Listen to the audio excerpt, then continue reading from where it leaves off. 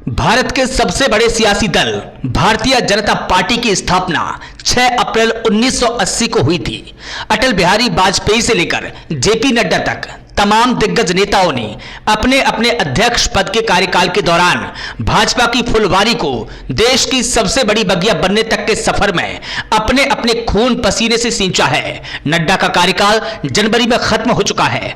Party ने लोकसभा चुनाव तक के लिए उनके कार्यकाल का विस्तार किया था। जुलाई 2024 में भाजपा को नया अध्यक्ष चुनना था, लेकिन भाजपा अभी तक अपने नए अध्यक्ष का चुनाव नहीं कर पाई है। ऐसे में अटकलें लगाई जा रही है कि भाजपा दलित राष्ट्रीय अध्यक्ष को लॉन्च कर सकती है। दरअसल नए अध्यक्ष के चुनाव से पहले संगठनात्मक चुनाव कराने की आवश्यकता होती है, जिसमें 6 महीने का लंबा वक्त लगता है। लिहाजा जून में नड्डा का कार्यकाल 6 महीने और बढ़ा दिया गया। नड्डा अभी केंद्रीय मंत्री भी हैं, लेकिन नए अध्यक्ष पद की दौड़ में तमाम दिग्गज नेताओं का नाम चल रहा है। कोई सुनील बंसल तो कोई विनोद तावड़े को रेस में सबसे आगे बता रहा है। इस बीच अटकलों में यह भी अटकलें लगाई जा रही है कि बीजेपी किसी दलित चेहरे को राष्ट्रीय अध्यक्ष बना सकती है। फिलहाल बीजेपी की राज्य की इकाइयां अपने अपने यहां बूथ और जिला मंडल अध्यक्षों की चुनाव कराने में व्यस्त है। जल्द ही बीजेपी का केंद्रीय नेतृत्व राज्यों में प्रदेश अध्यक्षों की नियुक्ति करेगा। इस दौरान कम से कम आधे राज्यों को नया अध्यक्ष मिलने की उम्मीद लगाई जा रही है। इसके बाद ही बीजेपी अपना नया राष्ट्रीय अध्यक्ष चुनने की प्रक्रिया शुरू करेगी। कहा जा रहा है कि लोकसभा चुनावों में अपने हाथ जला चुकी भाजपा अपने मात्र संगठन आरएसएस की इच्छा को भी ध्यान में रखेगी, क्योंकि वर्तमान बीजेपी अध्यक्ष जेपी नड्डा ने लोकसभा चुनावों से पहले एक इंटरव्यू में कहा था कि आज की भारतीय जनता पार्टी अब अपने आप में सक्षम है, उसे किसी के सहयोग की आवश्यकता नहीं है। हालांकि जब लोकसभा चुनावों के नतीजे आए और बीजेपी अपने दम पर पूर्ण बहुमत से 32 सीटें कम रह गई, तो लोगों ने तंज कसा कि यह नड्डा के उस बयान का नतीजा है जिसमें उन्होंने आरएसएस को दरकिनार करके आगे बढ़ने की बात कही थी। नए अध्यक्ष के चुनाव में विजेता के ऊपर निस्संदेह प्रधानमंत्री नरेंद्र मोदी और गृह मंत्री अमित शाह की जोड़ी की मोहर होगी। इस तरह भाजपा में दोनों के अंतिम निर्णय की मौजूदा व्यवस्था जारी रहेगी। सूत्रों के अनुसार कहा जा रहा है कि प्रधानमंत्री नरेंद्र मोदी एक ऐसे व्यक्ति को भारतीय जनता पार्टी का राष्ट्रीय अध्यक्ष चुनेंगी जिसकी संगठनात्मक पृष्ठभूमि मजबूत हो और उसे आरएसएस का समर्थन भी प्राप्त हो। साल 2014 में भाजपा में मोदी शाह की सबसे कामयाब जोड़ी की इस युग की शुरुआत हुई। इससे पहले भारतीय जनता पार्टी का शीर्ष नेतृत्व हर अहम फैसले से पहले आरएसएस की ओर रुख करने के लिए जाना जाता था। नरेंद्र मोदी प्रधानमंत्री बने तब अमित शाह को भाजपा का अध्यक्ष बनाया गया।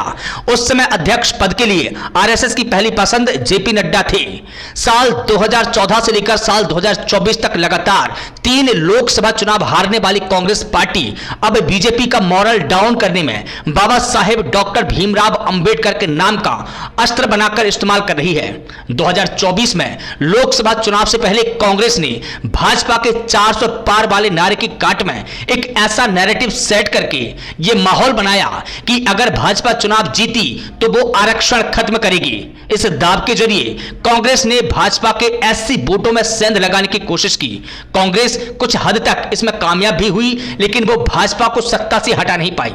रिपोर्ट के मुताबिक कांग्रेस पार्टी चुनाव तो हार गई, लेकिन 2019 में 48 और 2024 में 99 सीटें जीतने से उसका मोरल हाई हुआ है कि उसने अब तक संविधान बचाने के नाम पर बीजेपी को घेर रखा है। संसद के शीतकालीन सत्र में कुछ ऐसे घटनाक्रम घटे कि कांग्रेस एक बार फिर से भाजपा को दलित विरोधी बताने में लगी है। ऐसे में कांग्रेस के दावों और आरोपों को काउंटर करने के लिए यह भी कहा जा रहा है कि भाजपा अपना नया राष्ट्रीय अध्यक्ष इस बार दलित समुदाय से आने वाले नेता को बना सकती है। सूत्रों के मुताबिक दलित थ्योरी की अटकलों का दूसरा पहलू यह भी है कि देश की सबसे पुरानी पार्टी कांग्रेस के वर्तमान राष्ट्रीय अध्यक्ष मल्लिका अर्जुन खड़गे हैं, जो कि दलित समुदाय से आते हैं। कांग्रेस लगातार भाजपा को दलित विरोधी बता रही है। ऐसे में इस हिसाब से भी कांग्रेस को बराबरी वाला जवाब देने और इस मुद्दे को खत्म करने के लिए भाजपा की ओर से भी दलित राष्ट्रीय अध्यक्ष लॉन्च किया जा सकता है। सूत्रों का यह भी कहना है कि नड्डा ब्राह्मण है और प्रधानमंत्री नरेंद्र मोदी ओबीसी समुदाय से आते हैं और डॉक्टर भीमराव अंबेडकर इस समय चर्चा का विषय है। इसलिए लिए बीजेपी दलित चेहरे की तलाश कर सकती है। तीसरा तर्क यह है कि बीजेपी नेतृत्व नए पार्टी प्रमुख को चुनते समय जातिगत कारकों और जातिगत समीकरणों को भी ध्यान में रखेगी।